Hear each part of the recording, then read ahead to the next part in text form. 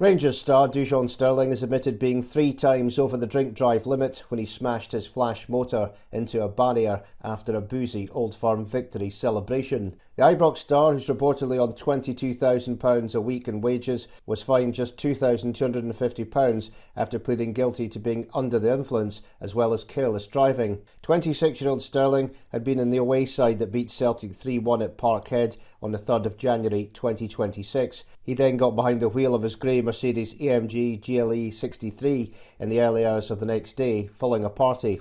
He was seen driving erratically through Glasgow city centre before he crashed into a barrier near the M8 motorway. Pictures taken from the scene at the time showed the front end of his vehicle smashed in with debris scattered. Sterling of the city's downhill was later found to have been driving almost 3 times over the limit. He was temporarily banned from the roads after the incident and given a financial penalty by Rangers. On Tuesday, hours after playing in the 2-1 defeat to Hearts, he was back in the dock at Glasgow Sheriff Court, where he pleaded guilty to careless driving, having initially been charged with dangerous driving. He also admitted a separate charge of drink driving.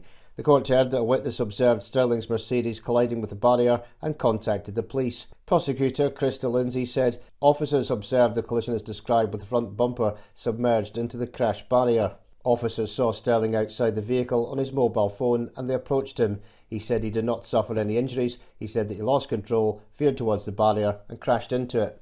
Officers believe that Sterling appeared in a dazed condition, which resulted in him being taken into a police station. A breath test was carried out and it was found he had 60 micrograms of alcohol within 100 millilitres of breath, when the legal limit is 22 micrograms. Sterling was put under arrest and held in custody until he was fit enough to leave. CCTV inquiries carried out showed Sterling initially driving around Royal Exchange Square and the Queen Street areas of the city centre at 1:13 a.m. It was stated that Sterling narrowly missed a vehicle that was turning into a lane. Miss Lindsay added Sterling's vehicle swerved from the lane in an attempt to prevent a crash. Sterling was further seen in an uncontrolled and erratic manner changing lanes without indicating and came close to a moving vehicle. He then had to brake heavily to avoid colliding with a stationary car on Hope Street's junction with Sauchiehall Street. He was also seen to drive on the wrong side of the road at significant speed before the collision, which was not caught on camera, at 1:30 a.m. Miss Lindsay stated that Sterling contacted the police and informed them that he was in a collision.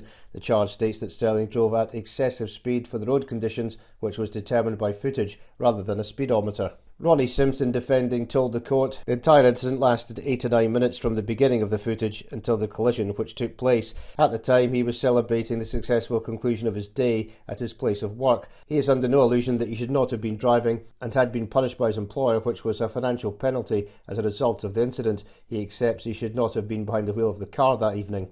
My client is a first offender and is very remorseful of his actions. He is not someone who will be before the court again. Sterling was initially disqualified from driving between January and April this year, but was allowed back on the road following a court hearing last month.